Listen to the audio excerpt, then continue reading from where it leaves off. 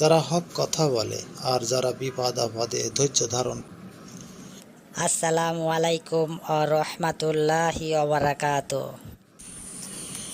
ওয়ালাইকুম আসসালাম ওয়া রাহমাতুল্লাহি ওয়া বারাকাতুহু।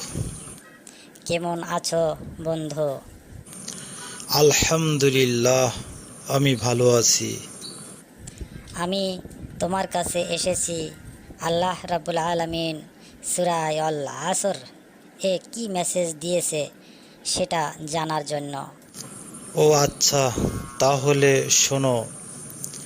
কুরআনুল কারীমের সর্বকনিষ্ঠ ছোট্ট একটি সূরা, সূরায়ে ওয়াল আসর। এ সূরার ভিতরে আল্লাহ রাব্বুল আলামিন বলেছেন কিসে মানুষের ধ্বংস, কিসে মানুষের সফলতা, মানুষের কল্যাণ কিসে আছে। এ সূরার ভিতরে আল্লাহ রাব্বুল আলামিন উঠিয়ে দিয়েছেন। আল্লাহ শুরু করছেন অল আসরি ইন্নাল ইনসানা লাফি খুস। এখানে যে অওটা আছে, এই অওটার অর্থ আরবি গ্রামার অনুযায়ী আল্লাহ কসম করছেন।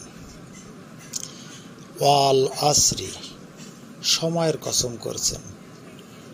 ইন্নাল ইনসানা লাফি খুস, প্রত্যেকটা মানুষ ক্ষতির ভিতরে আছে।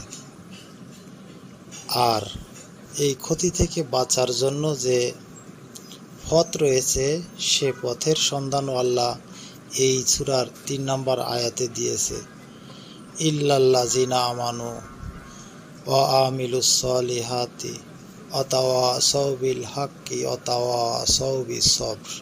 অর্থাৎ যারা ঈমান আনে, যারা সৎ কাজ করে, যারা হক কথা বলে আর যারা বিপদ আপদে ধৈর্য ধারণ।